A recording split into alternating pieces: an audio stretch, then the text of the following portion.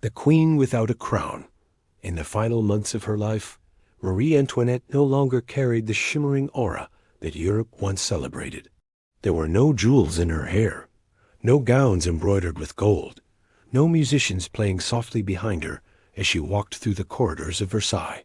Instead, there was only silence, heavy and unbroken, as the cart rolled across the uneven streets of Paris, carrying her toward the prison that would become her last home. Crowds gathered on both sides, but they did not come to honor her. They came to point, to shout, to release years of frustration upon a single woman who had become the symbol of everything they believed had gone wrong.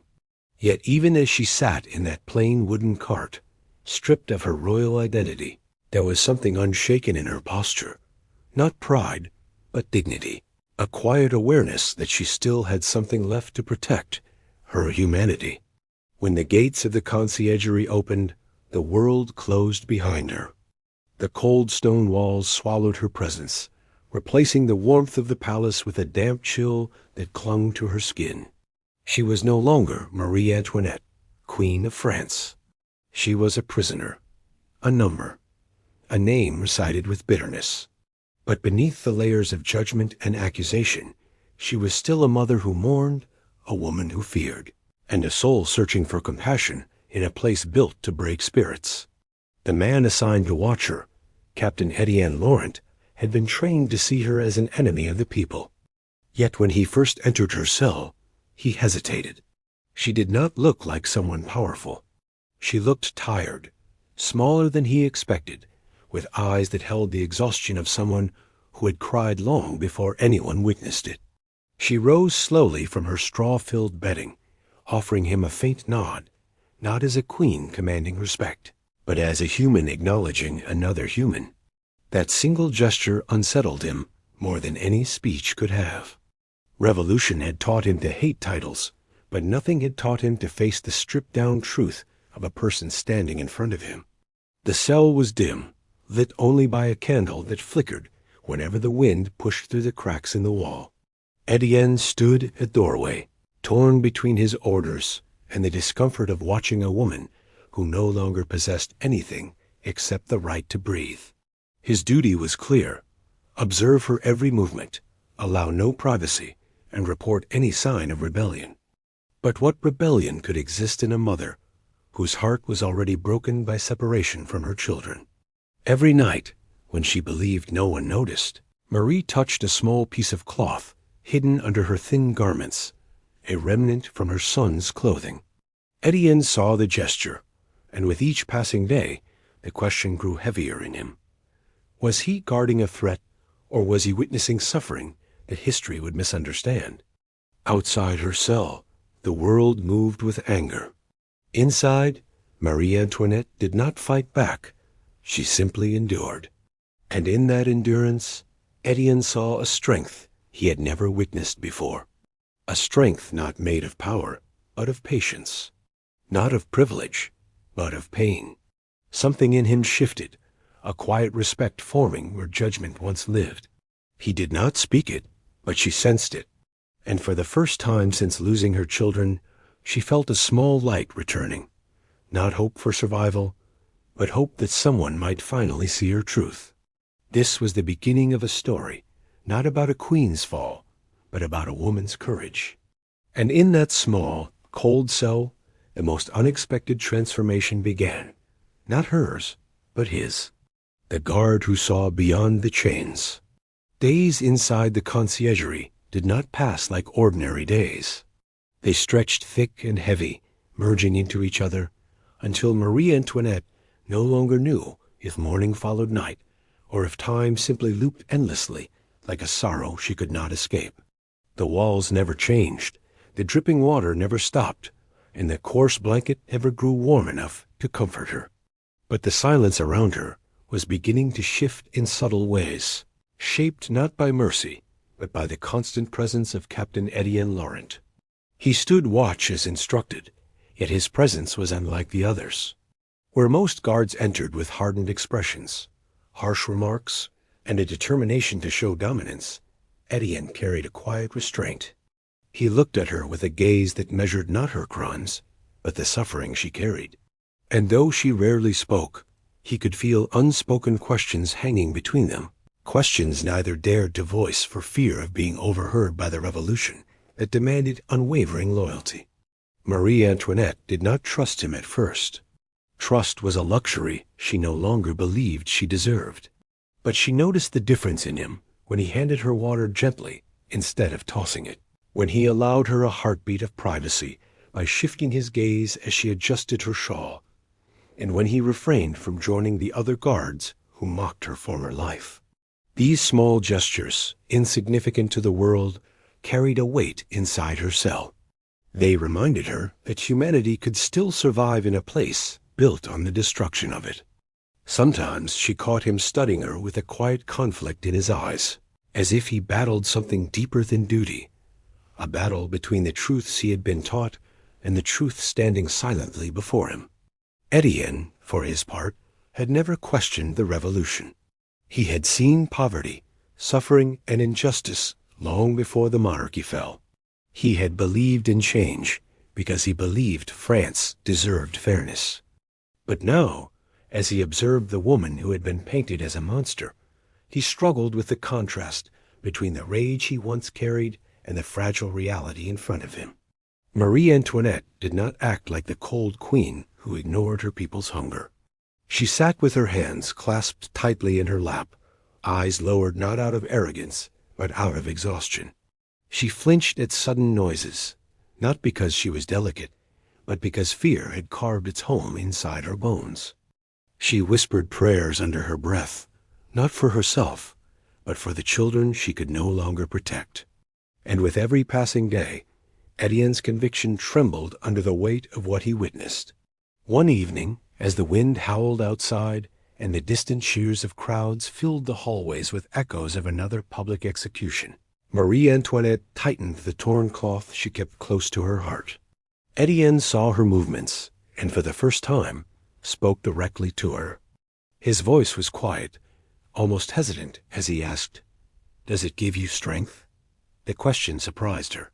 For a moment she did not know if she should respond, unsure if speaking to him would bring more trouble. But something in his tone reassured her. It was not curiosity born of authority, but curiosity born of compassion. After a long pause, she nodded and whispered that it was a piece of her son's clothing, the last thing she possessed that carried his warmth. Her voice broke as she admitted that losing him had wounded her more deeply than any prison wall could. Etienne stood still, absorbing her words. And in that moment, the distance between a queen and a guard, between prisoner and warden, dissolved into the simple truth of a grieving mother confiding in someone who, unexpectedly, cared enough to listen. That night, Etienne did something he had never done before. He stayed near her cell longer than required, not to watch her, but to protect her from the mockery of others. He found himself questioning whether history had been fair to her, whether hatred had replaced understanding long before judgment was possible, and whether he was guarding a symbol created by political fury rather than the woman who lived behind the rumor. For the first time, Marie felt that she was not entirely alone within the stone walls that pressed against her spirit. Something fragile had begun to grow, not hope for rescue, but the strength that comes from being seen, even if only by one soul in a world determined to forget her. A heart that refused to break. As the days unfolded, something began to change inside the narrow cell, something so subtle that even Marie Antoinette did not realize it at first. The crushing weight that had settled upon her after losing her children, after being paraded before the public like an object stripped of worth, had begun to shift. Not because her suffering had lessened, nor because her fate had grown kinder, but because Captain Etienne Laurent's presence, once merely another symbol of her downfall, had become a quiet reminder that dignity could still survive even when everything else was taken. He never spoke out of turn, never offered grand reassurances or false hope, but his silent respect carried a power far greater than any words. The revolution had taken her crown, taken her freedom, taken her family. Yet here, in the dimness of her prison, she regained one small thing: the awareness that she still had the capacity to inspire humanity, even in those taught to despise her. For Etienne, the shift was even more profound. Each day he stood beside her. The image of the cruel queen he had imagined began to crumble. In its place he saw a woman whose greatest sin seemed to be her isolation from the reality beyond the palace walls. Woman who had been raised not to govern, but to adorn, not to command, but to symbolize alliances between nations.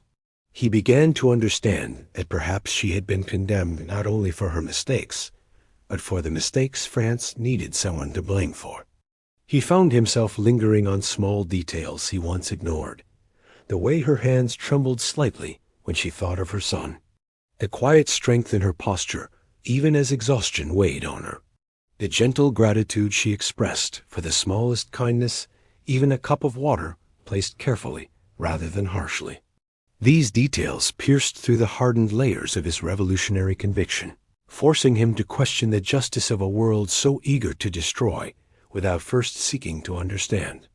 One night, after a particularly loud celebration echoed through the prison corridors, another execution, another life taken to satisfy a trembling nation, Marie Antoinette sat motionless, her eyes fixed on the flickering candlelight. The shadows on the wall seemed to dance like ghosts of the past, reminding her of everything she had lost. Etienne, unable to ignore the despair on her face, asked her softly, "Do you ever feel anger?" The question surprised her, for she had not expected him to care about the truth behind her silence. After a long pause, she admitted she did not hate the people who despised her.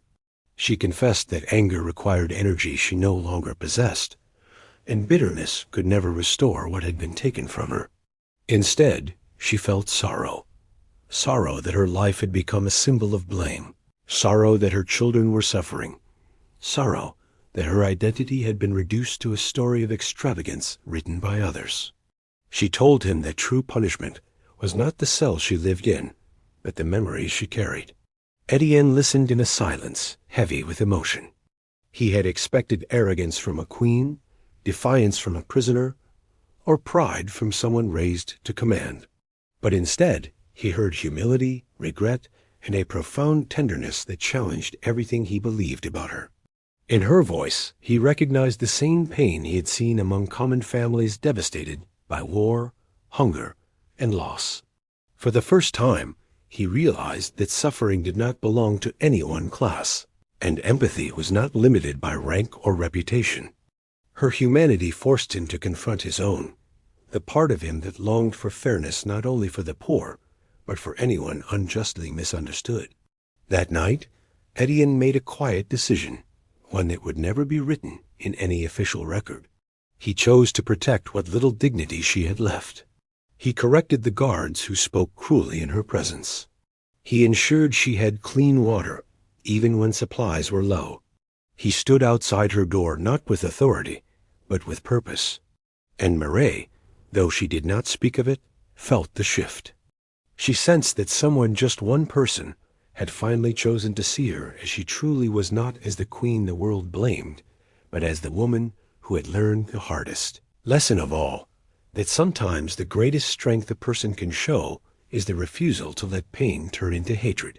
When compassion became a silent rebellion, the deeper the nights grew within the stone belly of the conciergerie, the more Marie Antoinette's fate seemed etched in an invisible script that everyone around her had already read except for herself. Yet within those same nights something unexpected blossomed, something delicate and fragile, like a flower in winter that defied the cold simply by choosing to push through the frozen earth.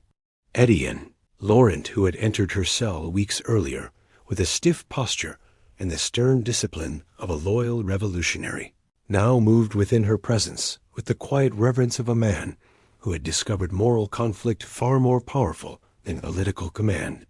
He carried her water with both hands. To avoid spilling even a drop, he adjusted the draft-blocking cloth near her door without being asked, and he corrected his fellow guards with a firm tone whenever their words twisted cruelty into entertainment. None of these gestures were large enough to risk his position, yet each of them carried the unmistakable shape of compassion, a compassion that the revolution could not punish, because it appeared too small to threaten their cause, but one that Marie felt deeply, because in a world designed to break her spirit, kindness became a luxury more precious than gold. With each passing day, Etienne found himself drawn to the quiet dignity she held, even as the world declared her undeserving of respect. He noticed how she folded her hands gently when receiving food, how she murmured prayers not for herself, but for the souls of those lost. Anger how she corrected the guards who insulted her by responding not with defense, but with silence that refused to descend into bitterness, and how her posture remained straight even when exhaustion pressed her toward collapse. Marie, too, began to sense that the guard standing before her was no longer the unquestioning servant of a furious nation, but a man, standing at the crossroads of conscience and obedience, and although she never asked for sympathy, she accepted his presence as the final reminder that not all humanity had abandoned her. The turning point came one early morning when Etienne arrived to find another guard mocking her lineage, waving a torn scrap of paper, rumored to carry a list of insults scribbled by citizens who wished to see her suffer before judgment. The other guard demanded she read it aloud, hoping to humiliate her further, but Marie simply looked at the paper, inhaled softly, and refused not out of pride, but out of an unwillingness to let hatred shape the final days of her life. Etienne stepped forward, placing himself between them, and declared that such behavior dishonored the uniform they wore, a statement bold enough to cause the other guard to step back in surprise.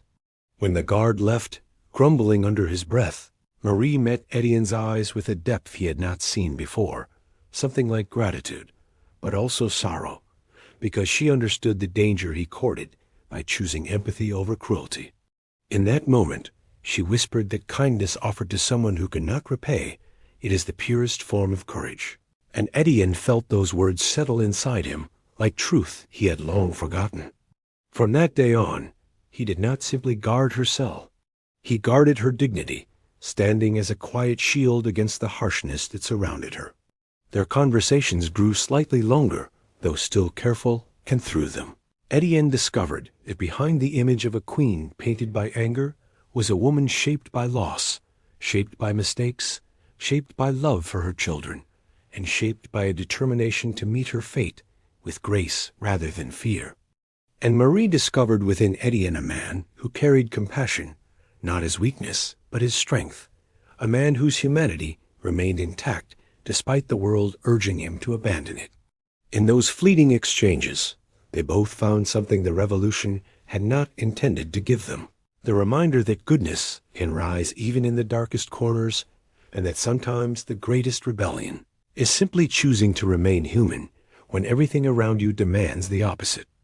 The truth that lives in silence as the days turned into weeks and the distant echoes of the revolution grew louder outside the prison walls.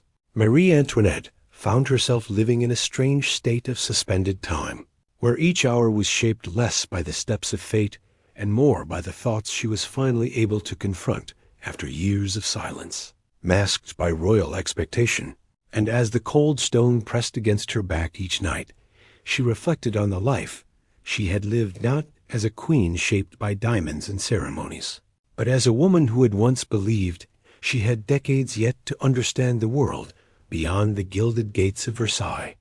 She thought of her children, their laughter, their tears, their soft hands clutching at her dress during storms, and each memory carried a tenderness so profound that even the dampness of her cell could not extinguish it. Yet the sorrow she felt was no longer the violent, breath-stealing grief that had consumed her when she was first torn from them. It had softened into something quieter, but more powerful, a grief that deepened her compassion rather than hardened her heart. Etienne Laurent, observing her from the narrow shadow near the door, felt the impact of that transformation more than she realized, for he had begun to see her not through the lens of public fury, but through the transparency of her suffering, and in her suffering he saw truths about humanity he had never dared to face. He had joined the revolution seeking justice, because he could not bear witnessing the inequality that had crushed the poor. Yet now he questioned whether justice had slowly twisted into vengeance, and whether vengeance, when fueled by collective rage, could blind even the most righteous intentions.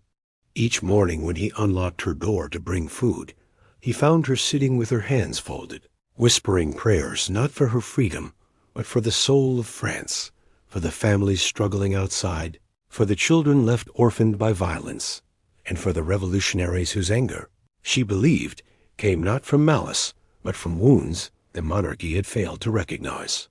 Her prayer moved him with a force he could not explain, because it was one thing to pity a prisoner, but it was another entirely to witness forgiveness offered by someone who owed the world nothing more. That kind of forgiveness unsettled him, forcing him to confront the contradictions he carried. Inside, the part of him that believed she should suffer for the mistakes of the crown, and the part of him that recognized she was suffering for mistakes that were not hers alone. One evening, as rain pounded against the narrow window and thunder rolled across the city like the growl of an unsettled nation, Etienne finally spoke the question that had lived in him since the day he saw her clutch the scrap of her son's clothing. "Do you ever wish you could go back?" His voice trembled with the weight of all the unspoken judgments, hopes, and regrets he had harbored. Marie gazed at him with gentle exhaustion, and replied that she did not wish to return to her throne, nor to the life of luxury people assumed she cherished. What she wished was far simpler: the chance to understand the suffering of her people before it had become a tidal wave too strong to stop, and the chance to protect her children from the consequences of a world she had not fully understood. She confessed that ignorance had been her greatest flaw, not cruelty, and that remorse, not pride, defined her final days. Her honesty disarmed Etienne completely, for he had expected justification or denial. Yet all he heard was a woman taking responsibility for the role she unknowingly played in a storm larger than any one individual. In that moment, Etienne realized that the revolution had succeeded in changing France, but had failed to change its own heart, because true change required compassion, wisdom, and the courage to see every human life as valuable, even those condemned by history. And as he stood in the narrow doorway, watching the candle cast fragile shadows across her face, he understood that Marie Antoinette's story would never truly be about the queen who fell, but about the woman who discovered grace in the very place designed to strip it away. The crown she wore in her final hours.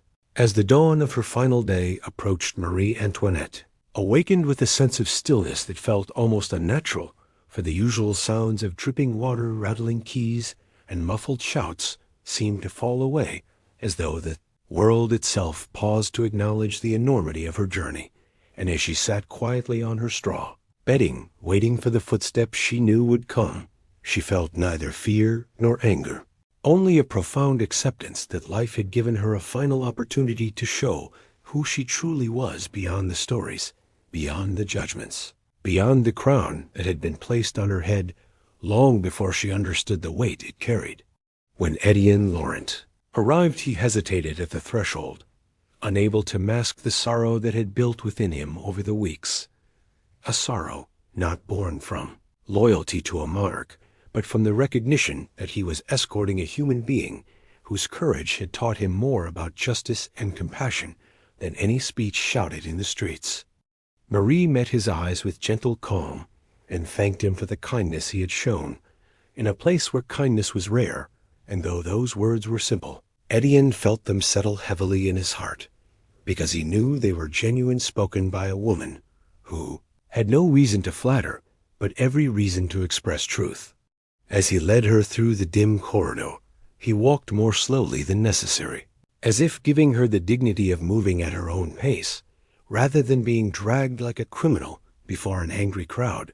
And though other guards glanced at him with confusion, none dared intervene, for there was something about the quiet determination in his posture that warned them not to intrude upon this final thread of humanity.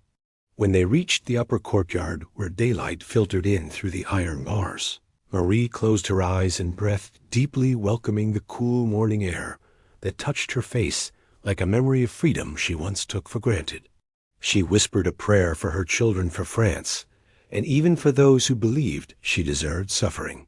And in that prayer, Etienne sensed a purity of spirit that left him humbled, realizing that forgiveness, when genuine, carried more strength than the sharpest blade or the loudest accusation.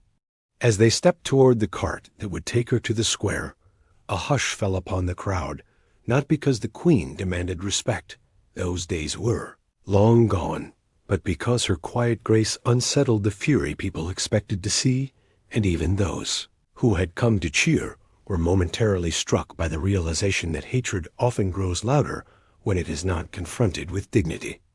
Etienne helped her into the cart with a steadiness that revealed the depth of his internal conflict, and as the wheels began to turn, she looked back at him one last time, offering a small nod that carried gratitude, sorrow, and a message he would reflect upon for the rest of his life. That true courage was not in ruling a nation, but in facing injustice without allowing it to corrupt one's heart.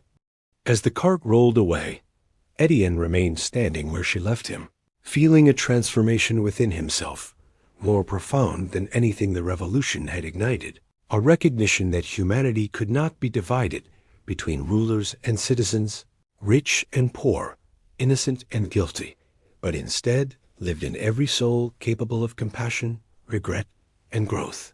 Marie Antoinette met her fate that day, not as the queen history had painted, but as the woman she had finally become, humble, remorseful, and unbreakably dignified.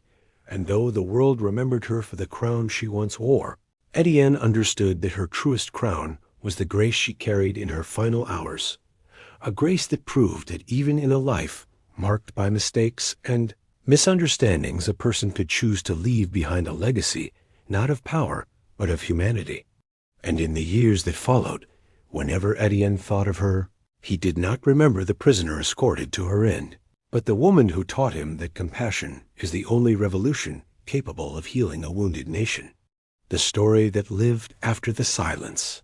In the months that followed Marie Antoinette's execution, Paris continued to surge with the unpredictable tide of revolution. Yet for Captain Etienne Laurent, the world no longer appeared in the stark contrasts of enemy and ally, guilt and innocence, justice and vengeance that he had once believed defined every moment of change. Instead, he found himself living in a widened truth, shaped not by the loud cries of the crowd, but by the quiet memory of a woman he had once guarded in the shadows of a damp stone cell, a woman whose dignity and suffering had revealed more about the nature of humanity than all the ideological speeches he had heard in the public squares. He carried her final nod with him everywhere, a simple gesture that had communicated a lifetime's worth of understanding. And as he walked the same streets where citizens debated the merits of freedom and punishment, he began to see that the true revolution France needed could not be achieved through force alone, because force could tear down a system, but only compassion could rebuild a nation capable of healing from the wounds created by years of inequality and fear. Each night, Etienne found himself replaying the moments he had spent outside her cell, listening to the prayers she whispered, for her children, observing the sorrow she carried without resentment, and realizing that her story had been more complex than the simple narrative of blame the world had accepted. He understood now that she had been shaped by a life she never chose, thrust into a role she was not taught to navigate, and judged not for her intentions, but for the image imposed upon her by a desperate people searching for someone to hold accountable. And so moved by the lessons she had unknowingly given him, Etienne began to speak quietly to those he trusted, urging them to consider mercy alongside justice, to seek understanding rather than simply assigning guilt, and to recognize that every person, whether born in a palace or a poor neighborhood, carried a heart capable of error, regret, growth, and redemption. Over time, a small group of young revolutionaries gathered around him, men and women, disillusioned by the endless cycle of executions, who listened as Etienne shared the story not of a queen's downfall, but of the humanity he had discovered within her final days. They were struck not by her title, but by her resilience, her gentleness, her acceptance of responsibility. and above all her refusal to let hatred define her, even when hatred was all the world offered her in return. Slowly, these quiet conversations began to spread, forming a small yet persistent undercurrent of thought that challenged the notion that punishment alone could purify a nation. Etienne became known not as the guard who escorted the queen to her death, but as the man who witnessed the truth behind the rumors and allowed that truth to reshape his own character. And though he never claimed heroism or moral superiority, those who met him sensed a rare integrity in the way he spoke, an integrity born not from his role in the revolution, but from the humility he had learned in the silent hours of guarding a woman the world misunderstood. As years passed and France moved into new eras of leadership, Etienne often visited the riverbank at dawn when the water reflected the pale golden light in a way that reminded him of the quiet strength Marie Antoinette had carried in her final hours. He prayed for her children, for his country, and for all the lives changed by violence, believing firmly that history's greatest lessons were written not in the rise and fall of rulers, but in the small acts of compassion that survived even in the darkest chapters. And though the world remembered her as a figure of controversy, Etienne remembered her as the woman who taught him that even in tragedy there can be grace, even in despair. There can be courage, and even in a life marked by mistake and loss, there can remain a heart capable of illuminating another soul.